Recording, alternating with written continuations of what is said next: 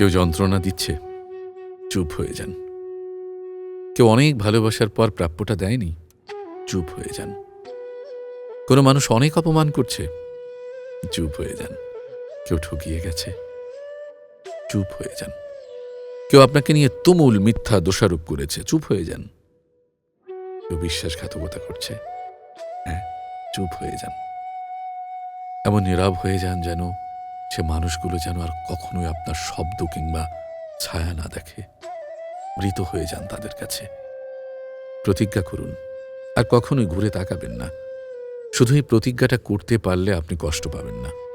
এই যে নীরবতা আপনাকে দম বন্ধ করা আর্তনাদ দেবে, কিন্তু অপর পক্ষকে দেবে আফসোস। আসলে আমরা হারাবার ভয়ে শব্দ দিয়ে প্রতিবাদ করি, কিন্তু আপনি জানেন কি, যে মানুষগুলো আপনাকে মানুষ বলে মূল্যায়ন করেনি, আপনাকে দমবন্ধ কান্নার অনুভূতি দিয়েছে, তারা আপনার কেউ না। তাই শব্দ দিয়ে, কান্না দিয়ে, দুনিয়ার সমস্ত মূল্যবান সময় দিলেও ওরা আপনার মূল্য বুঝবে না। তাই নিজের স্বার্থে বাঁচুন, নিজেকে ভালোবাসুন। আপনার একজন সৃষ্টিকর্তা আছে। সকল দুঃখ, কষ্ট, চাওয়া পাওয়া না পাওয়ার কথা ওই সৃষ্টিকর্তার কাছে বলুন, তিনি সবকিছু সমাধান করবেন। ব্যাস।